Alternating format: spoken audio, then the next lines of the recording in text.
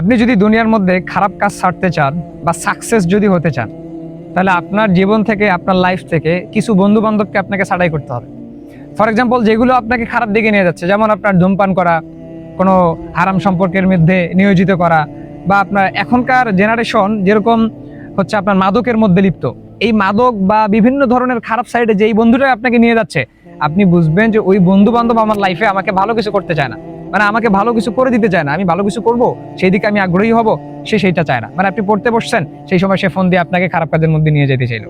Even কোনো school ছুটি দিছে, মেয়ে দেখার জন্য চলো ওই জায়গায় যাবো। এই যে বন্ধু বান্ধবগুলো, যখন এই বন্ধু বান্ধবগুলো আপনার লাইফ থেকে আপনি ছাড়তে পারবেন, তখন আপনি সাকসেস হতে পারবেন এবং তখন আপনি রবের দিকে ফিরতে পারবেন।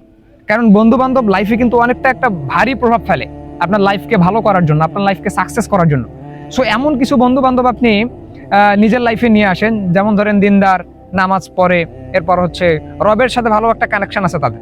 সো এরকম টাইপের যখন বন্ধু বান্ধব আপনার লাইফে থাকবে, তো আপনার লাইফ অটোমেটিকলি দেখবেন চেঞ্জ হয়ে যাবে এবং আপনি রবের দিকে ফেরার একটা ভালো পায়তারা আপনি খুঁজে পাবেন। সো সেই দিক বিবেচনা করে খারাপ বন্ধু বান্ধব ছাড়েন এবং ভালো বন্ধু বান্ধবদের সাথে কানেকশন তৈরি করেন। দেখবেন এই সমস্তগুলোকে নিয়ে আপনি রবের সাথে কানেকশন করতে পারবেন এবং রবের সাথে কানেকশন করলেই জান্নাত পাবেন ইনশাল্লাহ।